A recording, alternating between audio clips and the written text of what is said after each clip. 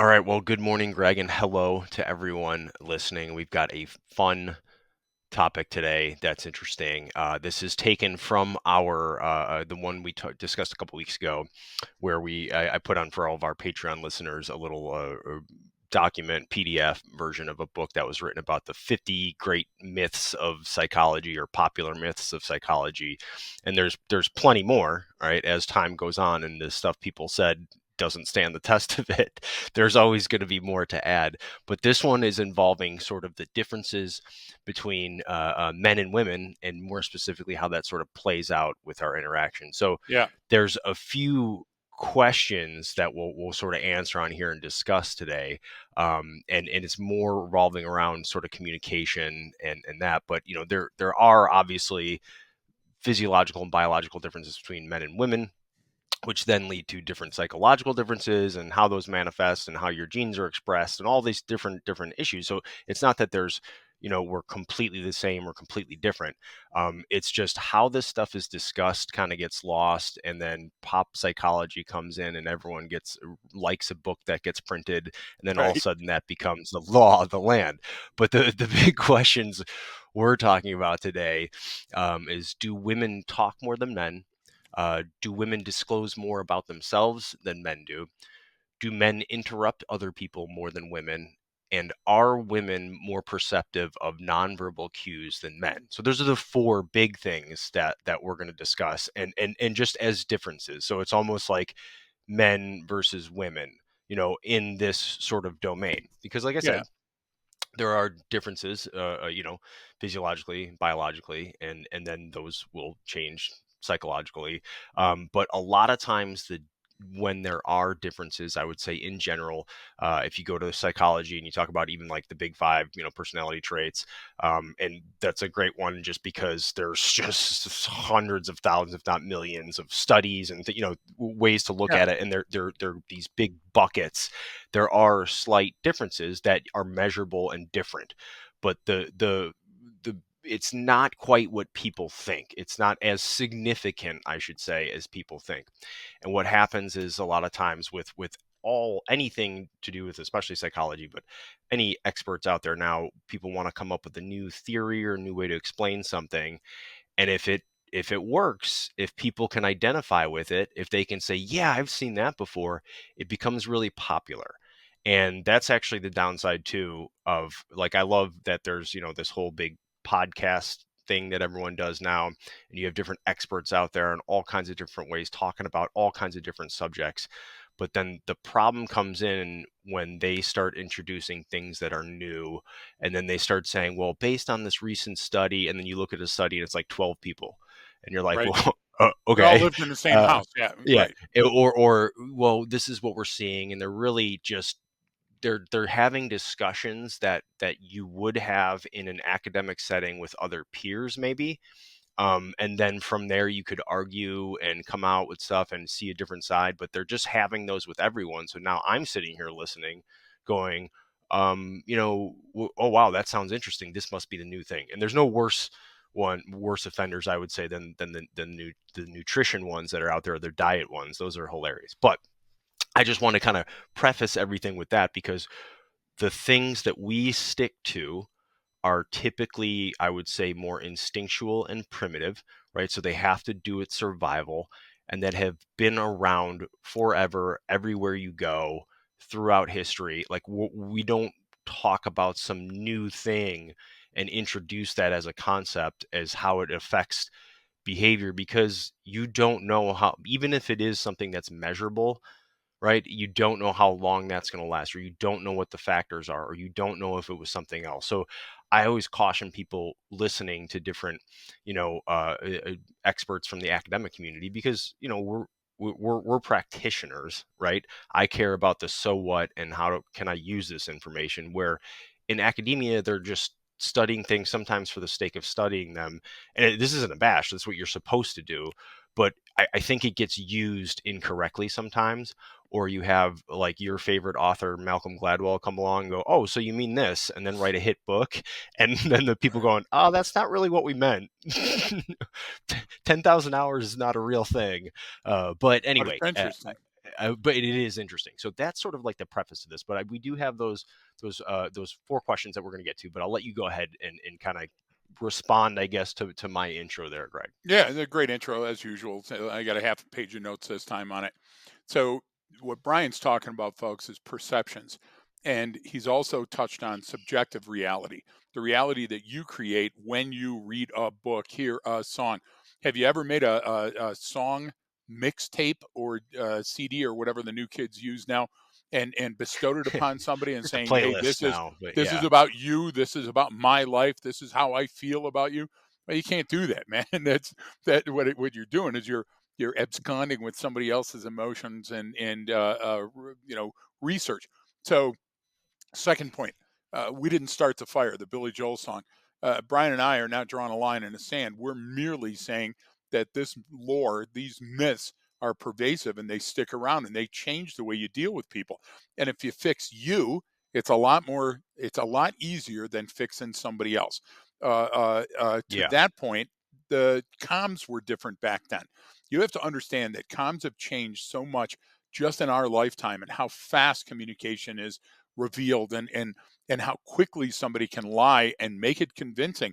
And I'm not saying that these are lies because it is myth. It is something that somebody said, and then what grandpa says becomes the reality of the yeah, house. And now it's etched in that tablet, Brian, of their future. And it's hard to get away from that. I would counter, I would amplify what you said in your intro by bringing out Orson Welles' War of the Worlds. During that time, when it yeah. came out on the radio, even though it was an H.G. Wells book, it was so believable that it flooded, Oh yeah, the calls to the and local police, and people were, what you're talking about, there's a radio station, yeah, did this whole big thing, and like there was an alien invasion, yep, or whatever, and so they're broadcasting it as if it was news almost. So people are tuning in, going, "What the yep, hell is going on?" And because of the slower speed of communication at the time, everyone was freaking out. They were literally calling police, going nuts, like we're being invaded. When it was just a show. You know what I'm saying? So exactly. so that's a great example. I haven't even heard Thank heard you. I War of the appreciate Worlds in a that. long time. I look like Orson Welles this morning, but Brian, I would add to that.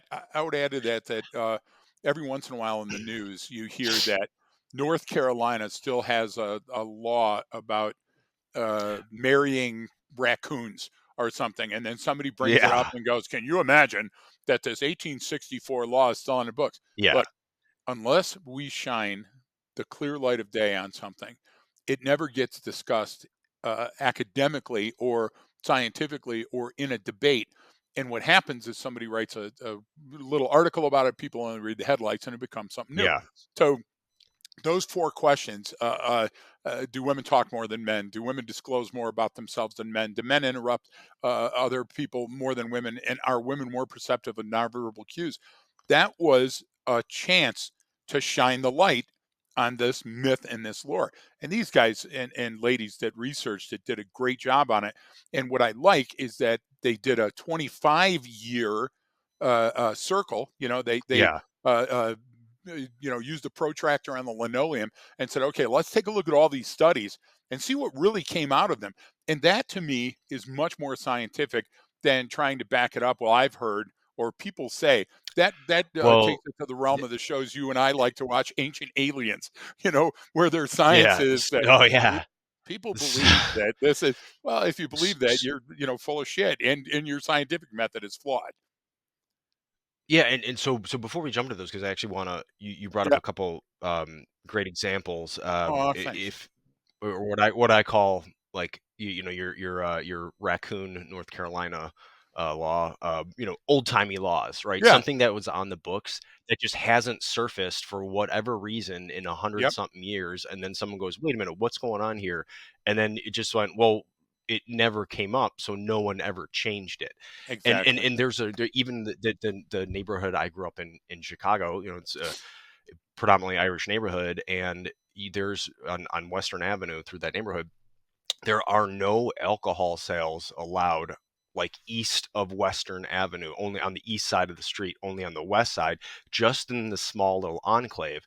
which is odd. Yep. Because it was during the women's suffrage movement, they wanted to keep all the bars over here and this, and so it was something, this historical thing that happened as the city developed around there. Yeah.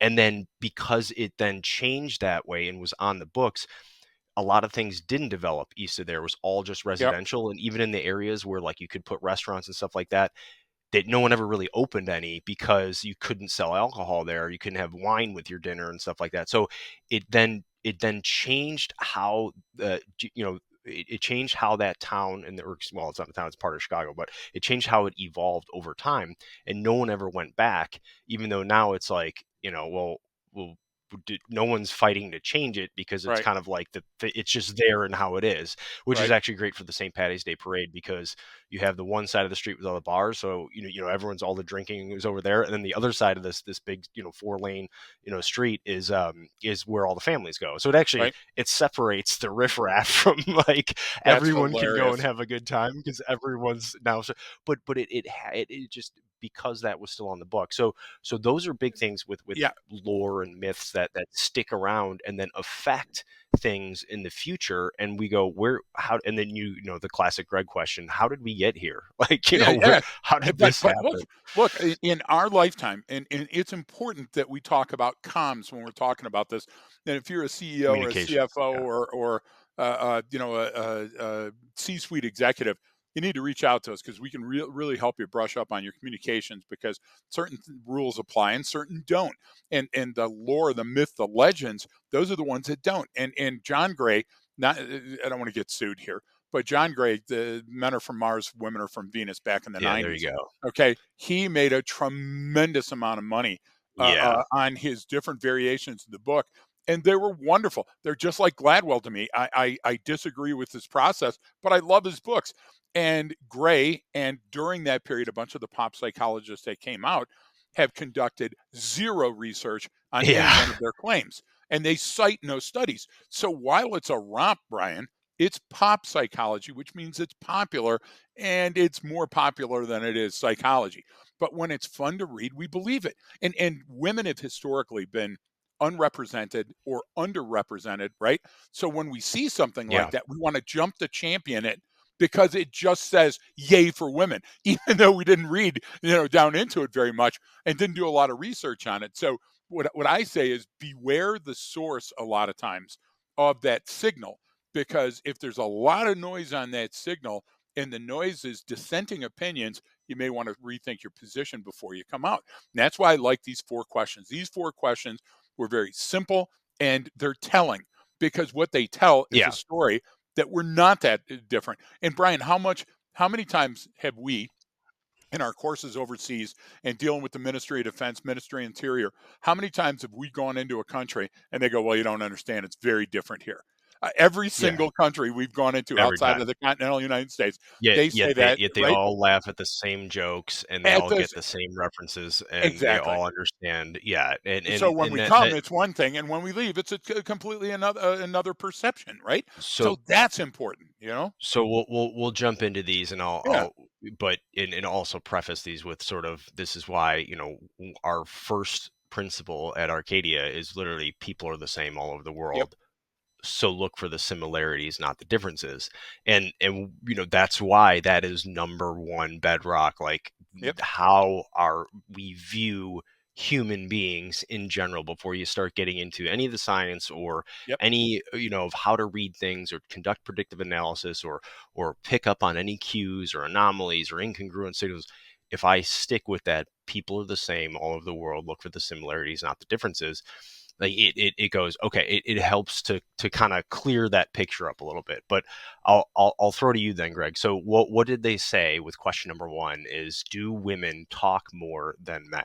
Yeah, and the great definitive answer out of all of the different research papers and all of the conclusions came out the same. No, controlled studies, the meta-analysis, the using Cohen's D, which is a rating scale on how it comes out and measures against others. They came up with the difference being so small, it was smaller than small and barely noticeable. And it was even less noticeable when people used it in everyday life. So the study said it was 0.11 in its Cohen's D. So on that scale, Brian, that is so scientifically insignificant that it's not even, Yeah. it doesn't bear remark. So it's unremarkable. So we have to remember that. Do women talk more than men? No. And again, we're talking about adults, folks, to keep our science paper clear. Yeah. We're talking about Good adults, point. not Good kids. point. And the second part of that is we're talking about in the same types of situations. So we're not talking about in extremis, Brian. We're not talking about where a fire is broken out in the subway and now we're doing the San Andreas, fleeing. That hasn't been tested, so we can't comment on that. Right. And that would become myth or lore if we said, well, what I've seen over the years. So the simple answer to question number one, no, it does not occur where women or men Yeah. talk more. And you brought up a good point about, hey, you have to compare one context to another similar Yep. context, right? You can't just say, in this situation men were speaking more, in that situation over there women are speaking more. It's like, well, no, you have to utilize the same sort of situation or the Yep. same context for it in order to make an accurate comparison Yep. between between those two, in this case the different sexes, between men and women. And so I think these are, you're hitting all these important parts that I think that get missed along the way, I agree. and reasons why they sort of spin out of control, or why they become Yep. lore, the myth, and why they become popular, is because it's like, well, and this is why we say everything about different studies, where a researcher will have really, really good research and find out some things, but then their hypothesis, their findings, or their what they think, their opinion is wrong. That was the Right. big, Ekman one, with all the microfacial feature Yep. or expressions for deception and all that stuff. His research was incredible and found that, like, hey, people suck in general at detecting deception, no matter who you are. Like, Yep. there's just across the board, people are not good at it. But then he went forward, and that was even with some of the Grossman stuff too, with his stuff like on killing and on combat. Some of his research that he found is incredible and it's Yep. awesome. But then his opinion on why was like, yeah, I So don't know let me about that. uh, So let me caveat that for just a second. We've got a very dear friend that's ultra religious and is constantly sending us words from the scripture.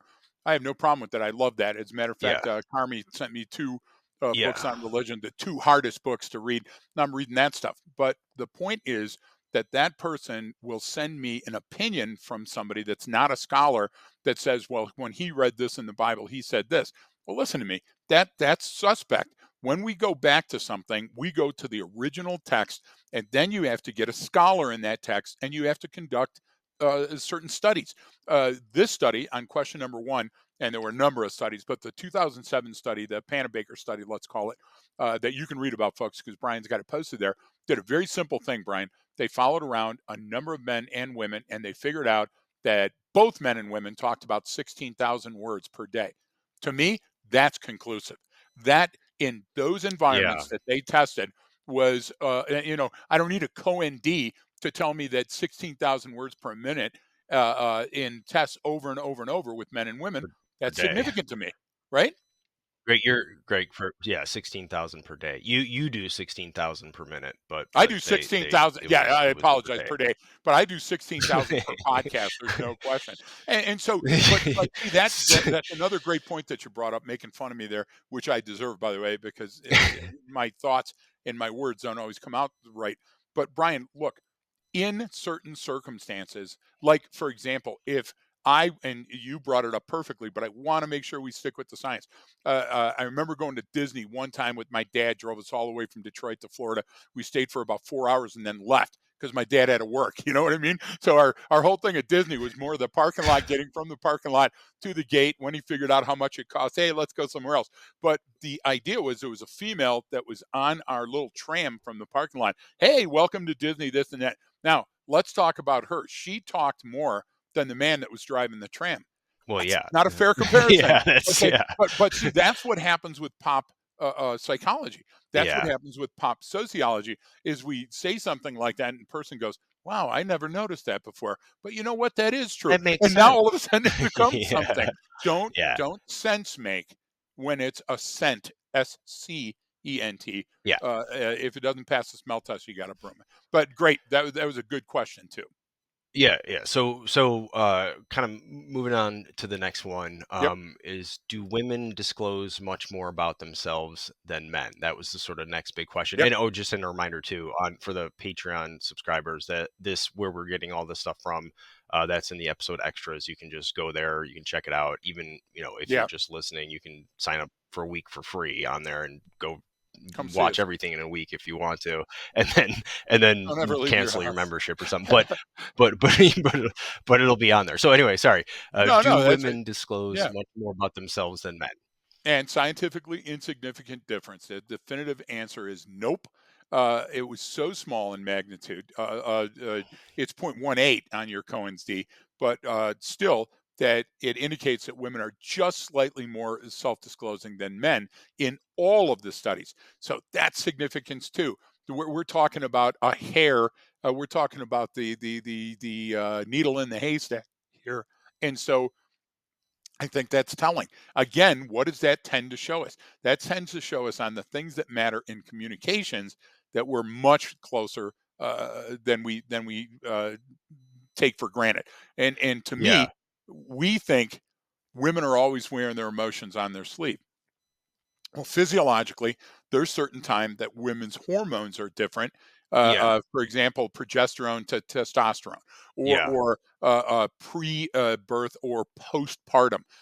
Those are Hmm. hugely significant. But does it have anything to do with modifying how men and women communicate? The central thesis is no. And you know what? It's borne out through these studies. So that to me is important too. And again, same set of rules. You got to compare apples and apples, not apples and lawn chairs. But Yeah. it came out very definitive. And and this goes into it's a good point to bring up sort of on this question is when these studies are conducted or when someone's taking a survey, it all depends on the method with which Of you're course. measuring it. If everything is a survey and it's like personality tests, man, like you're if you're really hungry when you take it, it's going to affect the outcome and how you measure. If Certainly. you're hungover, if you're tired, if you're excited, you just got really good news. I mean, these things really affect this type of information Yes. much more than people realize. So, like you brought up just a bunch of number of factors that would explain, some personality differences or how someone communicates Yep. in a given situation.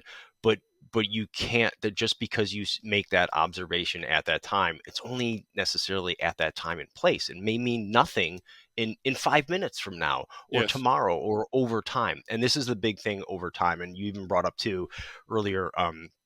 We are, and it's good to reinforce. We're talking about adults here because then Yes. there are differences within children because of how development and men, and women, boys and girls develop at different rates, and so there's so much difference in there.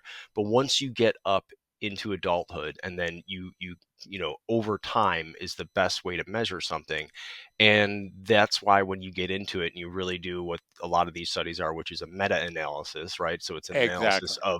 of maybe hundreds or thousands of studies that they can have data on. That's when you really get the good information, and that's also when it becomes like, oh wow, there's a lot less differences than we thought. Precisely. But This you're not going to experiment over get that. here You're not going to wasn't get set that up follow correctly on. or didn't measure well. Yeah, you're not going to get that follow-on contract unless you leave with more questions than you came in with. And so a lot of times these white papers, these studies are written to get more money to study, and I think that their methodology is skewed, and we know that. I'll give you an example of this question: do women disclose more about themselves than men? And then I come in and I show you examples of in the interview room when I was talking to women about a homicide that they were much more forthcoming than the men in the interview room. Well, then it's subjective again, because in the interview room, was the man a witness or was he a suspect? Okay, did he know the Yeah. victim? Was he at the scene? Was the female the mother or a significant other of the victim? Do you see what I mean, Brian? How those minor things can put their thumb on the scale for the end. Now, most researchers would disclose the methodology that was used, VL and Spiker, Cobus, Joan Johnson, right? When you read it in the study, they would give you all of that information so you could draw a reasonable conclusion. But when we see this pop psychology, what's absent, Brian? The thinking, the planning, the how Yeah, the how experiment was this conducted, right? So The it's very method and the suspicious. manner and the mechanisms that were used to collect Yep, information. I mean, that's when you start looking into something, you're going like, okay, you're really pulling strings. Like this is not scientific whatsoever on some yep, of these that come up, and you're just you set up this experiment to demonstrate this specific thing, and so therefore the yep, like you said, like the methods you used and how it was set up was done to show the outcome that you wanted. It's like, well, yep. okay, like that's not really very Well, scientific, uh, but here we uh, go.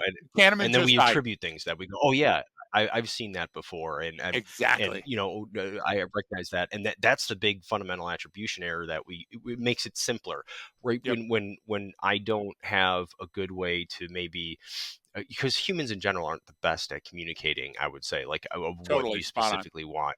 That's why when you meet someone who's very clear and it's almost like, oh wow, like this person is telling me exactly what they think and why Yep, they think that way, and that they get very articulate, and you get such a better understanding because you're like, oh my gosh, like they really that they took a lot of time to put that message out there and know exactly what it is. But that's rare. I mean, most people yep, are just we're heavily emotion based, and we don't always know what those contributing factors are. Sleep and hunger are are huge ones that huge. will affect your mood and your behavior, and so there's all of these external factors and internal factors that we don't really take into account, and we oversimplify by just saying men versus women. Okay, got it. I can boil it Right. down to those two things. It's like, yeah, I don't know about that. So this is just one of those that is kind of profound. So, and I apologize, there's a little delay on my side, so I didn't mean to cut Brian off, folks, if that comes through. Brian Kahneman recently died, and it was a sad day for everybody Hmm. because we both like Kahneman.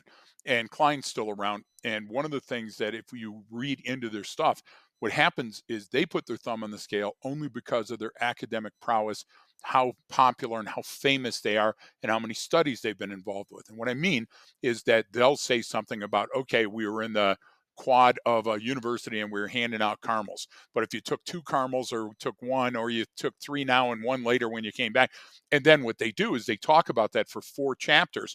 You forgot what the original experiment was. Some high school or college kid grabbing a caramel. That alone is meaningless. What it is how they extrapolate information from that, and that's why your buddy, gosh damn it, Gladwell, the Gladwellian folks, they love him because he tells this amazing story up front and he hooks you and then he goes off on a tangent. So when we look at the raw data and then the analysis of that data, then the meta-analysis of that data, it gives us a much clearer picture. And then you can say, okay, based on this artifact and evidence, like men from Mars, women are from Venus. When Gray wrote it, he had no intent to bamboozle you. What he did is he wrote a Right. romp, and it's fun, and it's a fun romp. And Brian, like you said, I bet you find yourself in different chapters, well, and you go, "Oh my God, that's me," or well, that, yeah. That and that and just bolsters it, and and it's not true.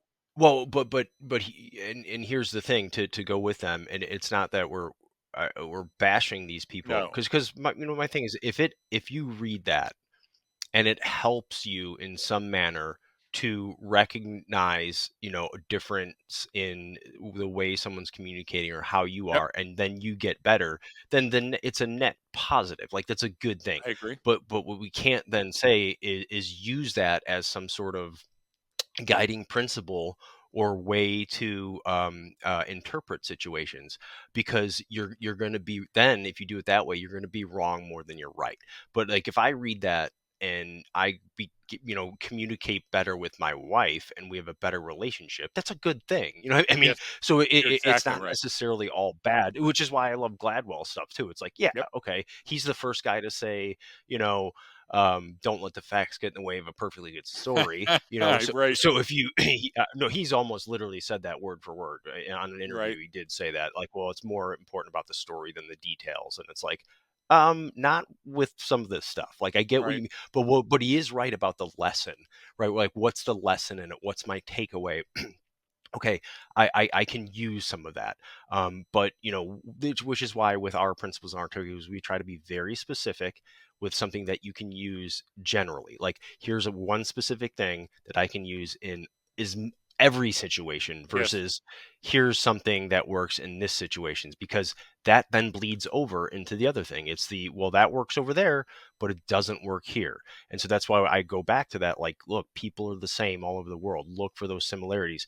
Because now if I go do studies about that, I'm going to find more studies that support that claim Yep. than I will the men are from Mars, women are from Venus, which I think they started making, like, didn't they make like a Broadway play off of that and like a TV show or something I'm like, I mean, sure that it he made kept going with that $1 billion stuff. by now, right? But your Kahneman example is a great one too. So for those listening, Kahneman and Tversky, they were basically studying sort of behavior at an economic level, really. Hmm. But which is always interesting, which is what everyone wants as a predictor, large scale economic model, you know what I mean, like, of what you can do. It's like, predicting the markets or economies, which actually that's what we got to have my cousin Pat That's right. on to talk about his I stuff, totally agree. because that's what he's always bashing those people, like, no, you can't predict that stuff. Like, Right. someone was just more right than they were wrong, and then they think that they don't have it. They're just creative because they're really really good at what they do. But what I was getting is, even Kahneman and Tversky went back after their initial stuff and they got popular. They even went back and went like, "Hey, wait a minute! Like, this isn't as sound as we thought it was." Right. Now, Thinking Fast, Thinking Slow is still a great book. I mean, I love that, and how they explain different mental processes, but in how it affects behavior, especially at scale. But even them, they went back and went, "Hey, this original stuff that actually can't really be replicated. We gotta dig further into this. Like, we know there's something there, but we're Yep. not as sure as we were when we published those findings, which is good. That's science. That's what it's supposed to be, right? You get it Yep. out there, and then people go, hang on, you missed this, you missed that. Let's reintroduce it. So you brought them up, and I did want to kind of like, No, because I love it.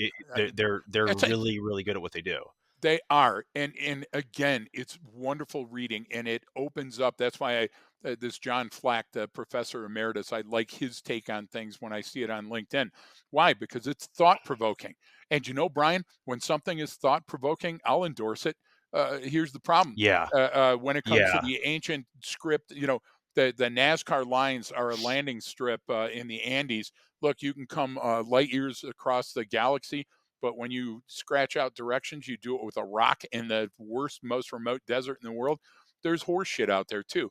And that pop psychology horse shit is where these four questions came from. And that's what I love about it. yeah, Even coming into question three, okay, do men interrupt others much more often yeah, than women?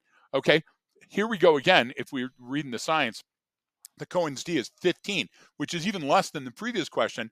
Yet the conclusion was yes, they do. Men do interrupt, but it's so slight that it's, again, very insignificant because the interruptions and turn taking were a function of social status, which means, like, when women were in charge, then women tended to interrupt more often and speak longer than men. When the men were in charge of that social status or construct, Brian, the men tended to interrupt more and speak longer. So again, that's a subjective reality and a yeah. subjective analysis, right? So the big answer is not much, and if we were going to be exact, we'd say yes, but it's so slight that it's virtually insignificant again. And So and that three of those right now are starting to set a pattern. yeah, and it's another example of that social setting. So if you're in that, boardroom business Yep. meeting, and it's predominantly men, and they're the ones in charge, then they tended to interrupt more and speak more, right, Yep. than women. But if once those roles were reversed and it was more, let's say, women that were in there and less men, and the women were in the leadership roles, well, they tended to interrupt and talk over people more often. So And so simple. it didn't have to do with the sex differences between men and women. Exactly. It just had to do with the social situation and the context of how the situation was set up, and Yep. therefore it sort of changed the roles of people in there. And that's where you get into also the sort of the complexity. Like I always say, we talk about the simplicity and the complexity of human behavior. That's where you Yes. get into the complexity, meaning there are a lot of intra and interdependent factors that go into any given situation.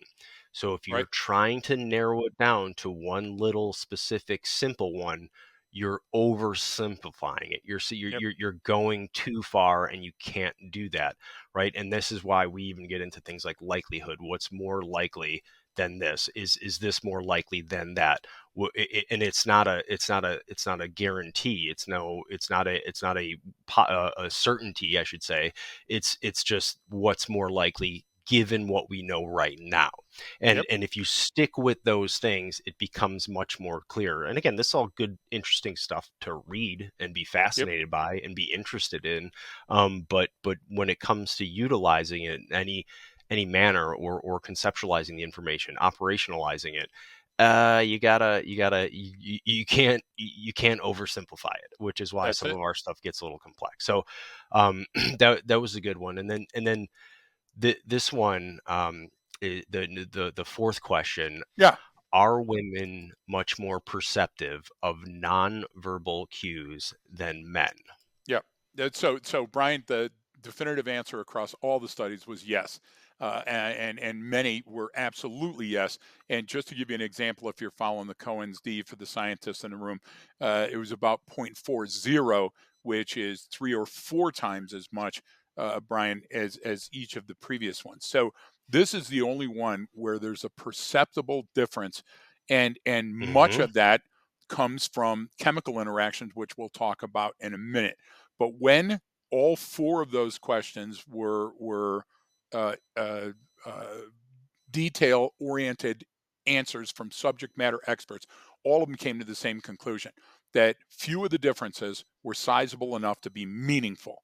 Now, that's the important takeaway here, is that if I believe in the folklore, if I believe in the myth, what am I gaining? And the answer is you're gaining nothing. So then broom it.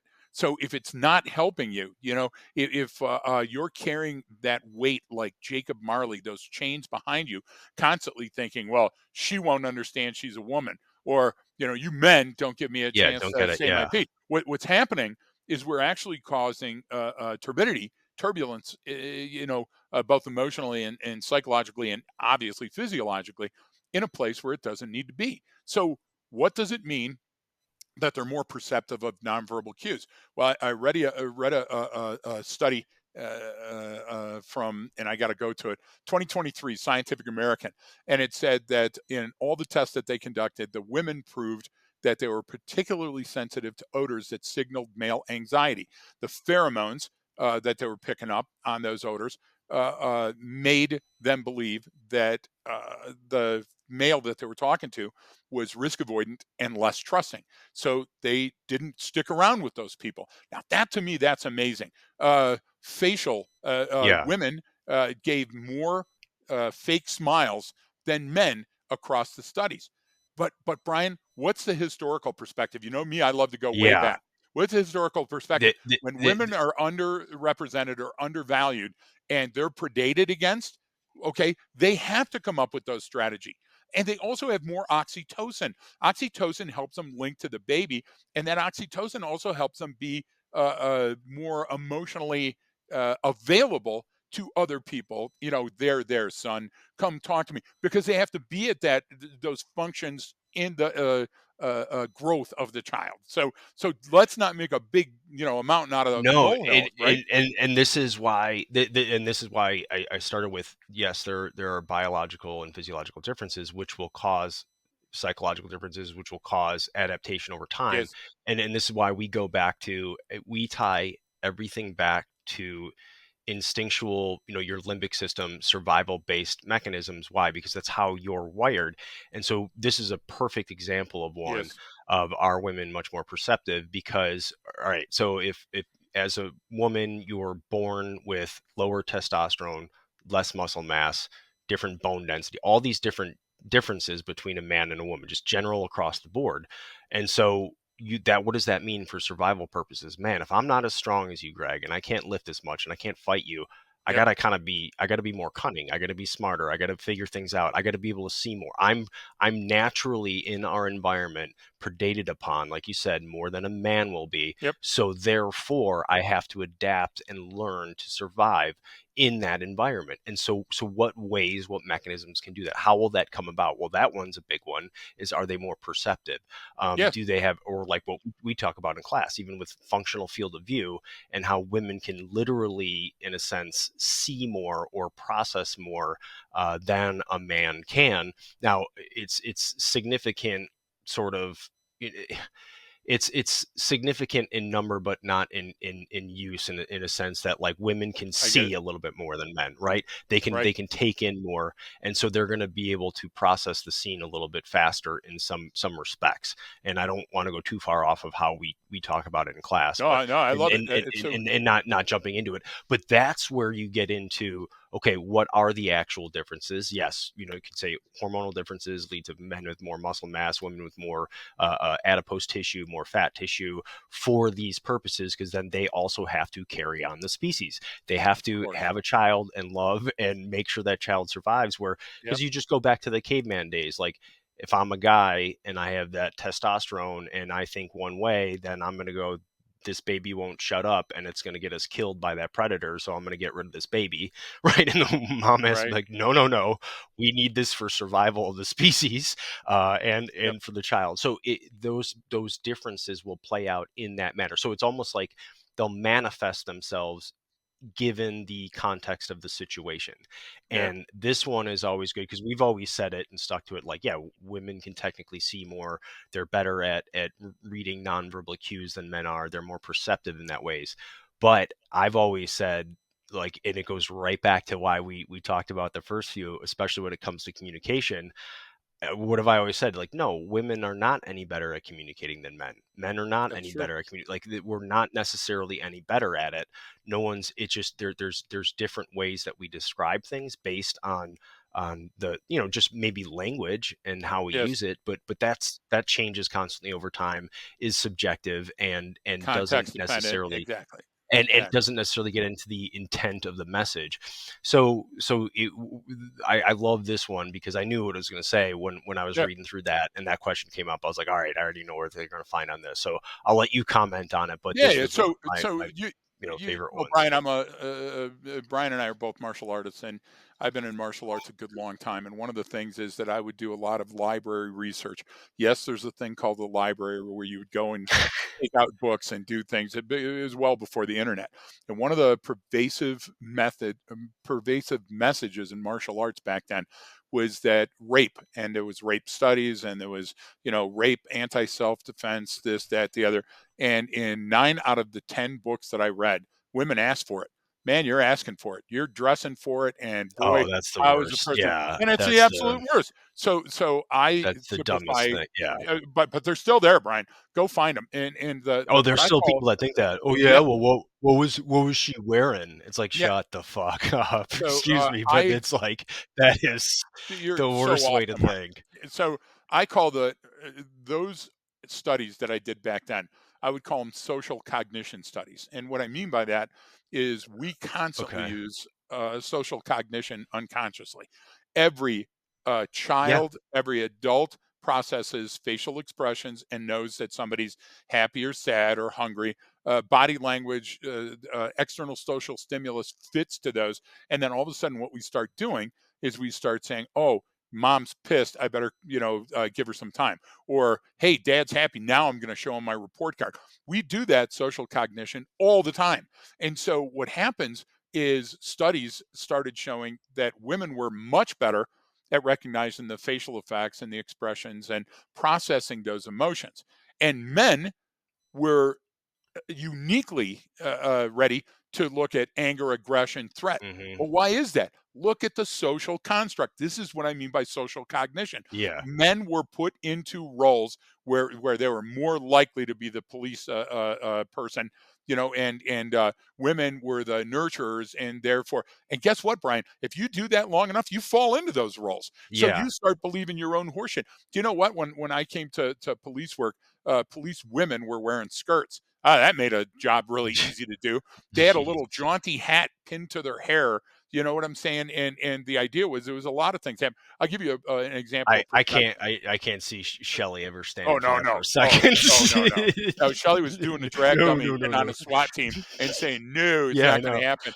when you took a look at early this specific police department non-attribution, what happened is to save money. Everybody in Michigan went to the same uh, people for their uniforms, and you had them, Ollie Brothers, down in Detroit would measure you, get your uniform ready. You'd come and pick it up on the day. So it didn't matter what police agency or what badge. All Michigan badges looked exactly the same. You know, it just had the little thing for your city on it.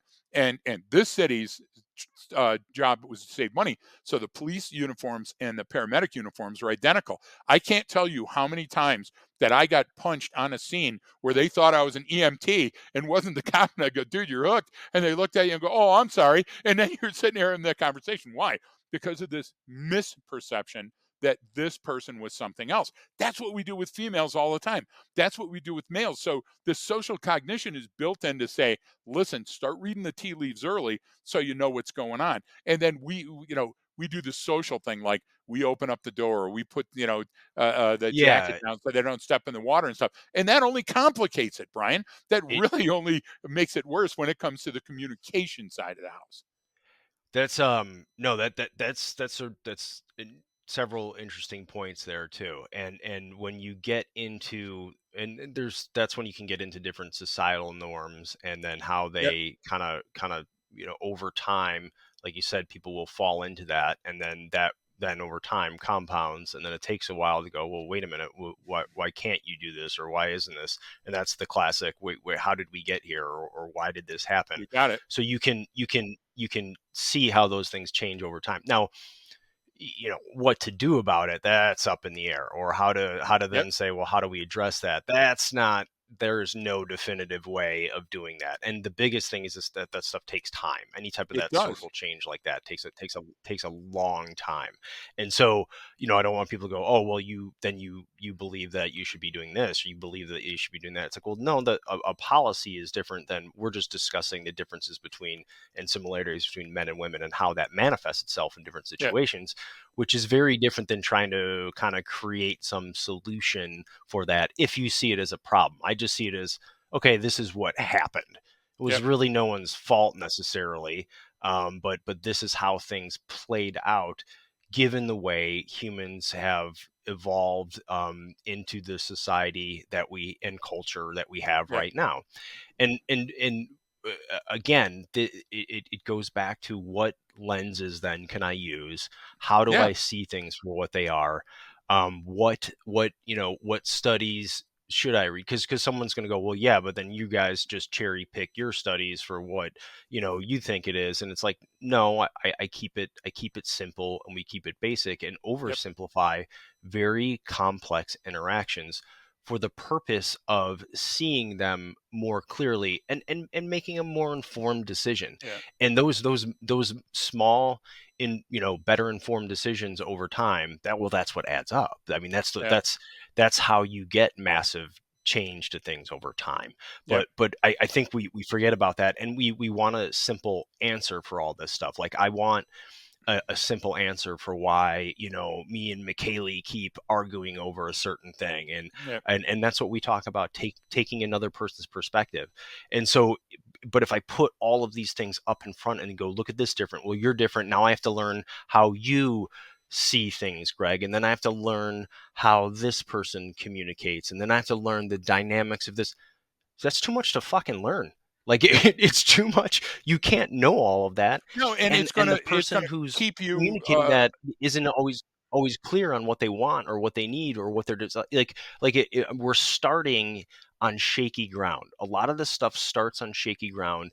There is no solid foundation. I like solid foundations, and Yep. then maybe we'll put up a wall over here and see if it lasts, and then maybe we'll put up something over here and see if it lasts. But what are those foundational elements? And so that's my big thing for all of these, or anytime I'm listening to some podcast or watching something on TV and someone talk about something. It's like, yeah, that's interesting, okay, but maybe it's not as accurate as we think it is. What are the Yep. foundational elements? So Yep. that's my big But commentary. Oh, and the one I forgot to mention, I thought of earlier when you were talking about men and women responding to things and facial expressions when McKaylee's watching the different reality shows and they're arguing or they're fighting or the woman's like getting emotional about something. I've always been like walking past her watching, like this is BS. Like she's full of shit. But then I'll see like a tear come down her face, and I'm like, what the fuck is going on here? And I forgot like there's so much Botox in some of these people's Oh yeah, faces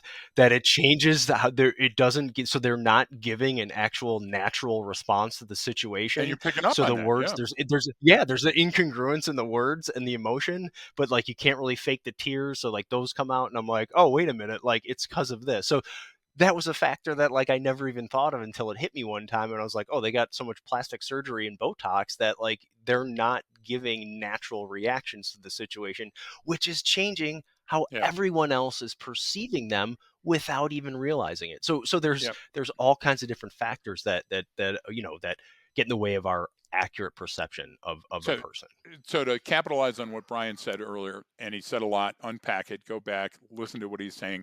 The idea is that there's so much going on that you're going to be unable to function. What do I mean by that? If you take this information and it makes you smarter, faster, harder to kill, then it's great. If it makes you stutter and stand there and move your feet and go, what do I do next? Then it's not going to do you any good. Yes.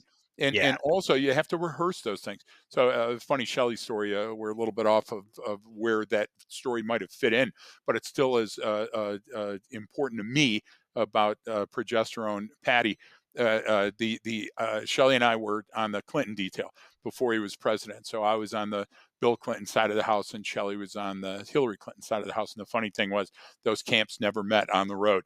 And so whether you like her or hate Hillary Clinton or you're ambivalent to her, I've read every book that Hillary Yeah. Clinton wrote. I know so much about her, and I'm always talking about her. Why?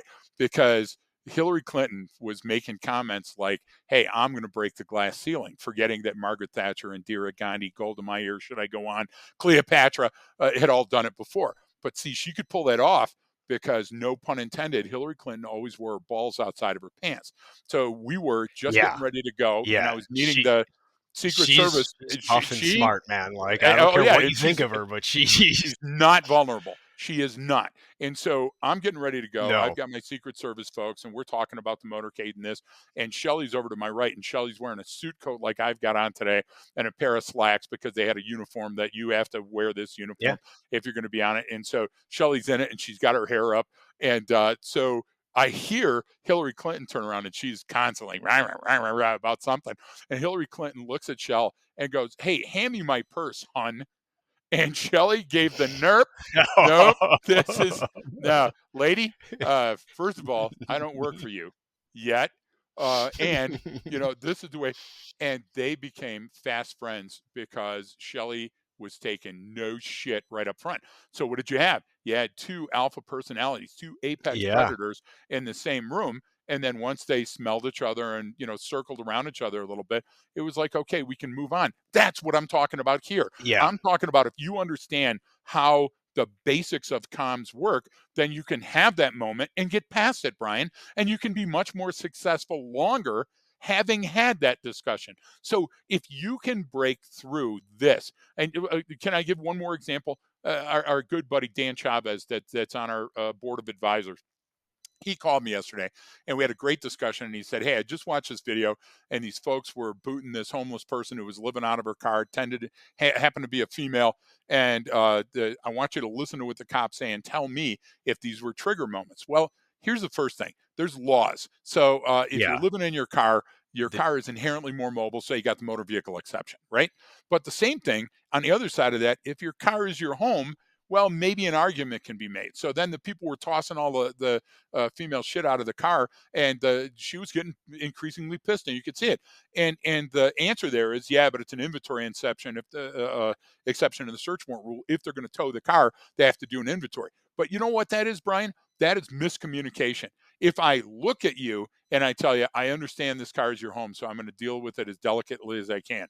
But because these laws were broken, we have to impound it. So let's work on getting your equipment out of there that you need, and getting you a place to stay for tonight. It would have taken a completely different turn. So in every situation, Yeah. there's the chance to do it procedurally, and the chance to invoke folklore, and the chance to invoke your specific religion and not listen to anybody else's views. You get where I'm going? And so comms is Yeah. so important, and that face-to-face comms with humans always invokes a wide a panacea of different drug interactions in our brain, most of which will take hold before we ever open our mouth.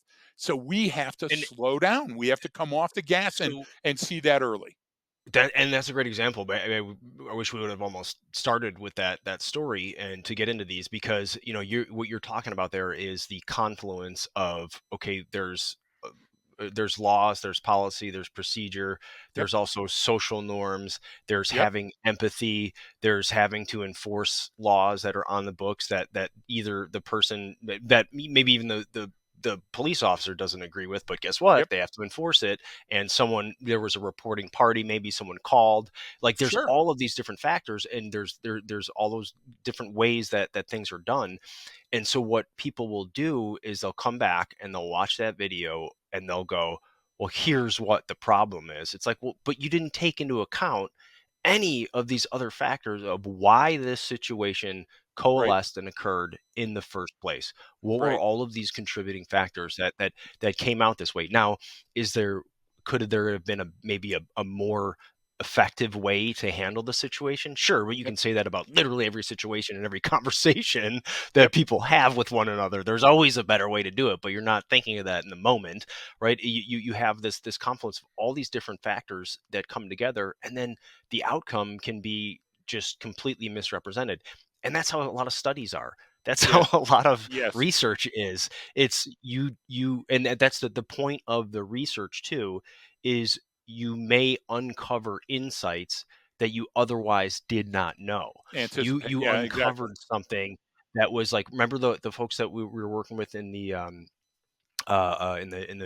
well, try to keep non-attributional in the medical field, right? They're in Yes. healthcare, Yes. and they talked about this new drug that was going to supposed to do a lot of great things for these older folks, and they did spent 10 or hundreds of millions of dollars researching, going through trials, and then they weren't getting the results in these areas, and they were having this phone call about it, and then it was this the older woman who helps out, the like kind of like old school candy striper, but hands out the pills, is at this place, was saying, well, I'm finding these all over the place and they're not taking the medicine, and they're not taking it because it's too hard to swallow. So they were looking at all their data going, Yep. how is this not working? Spending all this time and research. And it came down to this small factor of, well, they're not actually even ingesting that medicine. You need to make the pill smaller or easier to swallow. And it was like that. So I many mean, stories right I there, mean, man. and how many stories are there out there like that? Yep. And that even goes back to what you bring up sometimes. It's like, okay, you're going to make the taser look and feel and act just like a gun. Like And there's and going to be and some, have a holster it's going to for it. cause problems. Right. Come Yeah, on. like We we don't know see that that those though. signals are going to get Yeah, crossed eventually. yeah, yeah, Yeah. and sooner than later, So and that's why I wanted to caveat early on about that we didn't start the fire on this one, because all we're doing is saying communication is so relevant and it's so essential, and here propping it up with men and women, and getting that fog of war out of the way and saying, hey, there's some real tangible stuff that we can use, knowing that these things are folklore. To me, Brian, that's a good thing, and I hope that people look at the article, yeah, and I hope that they dig a little deeper on their own. It'll make it easier to communicate with your loved ones, with your kids, with your yeah. church group. I believe that. Check out the article with it. There's all kinds of different ones in there, so you can pick what you want Yep. and then go find it. It's on our Patreon, so you can even get it for free. But you can go on there, and and it's just interesting because it put things into light, and you gotta walk the line of not oversimplifying things, but also not overcomplicating things. And this Yep. is why I always tie it back to that one of our first principles: if people are the same all over the world, if I look for the similarities, not the differences, that communication process will be better because I'll And have a more clear signal, on what I'm actually doing here. I can reduce some of that noise in the environment and focus on sort of what matters for the situation that I'm in. And that's kind of, I guess, I would end with that, Craig, Love it, unless there's man. anything else you Yeah, I want to think add. it's a great landing zone. All right. Well, thanks everyone for tuning in. We appreciate it. And don't forget that training changes behavior.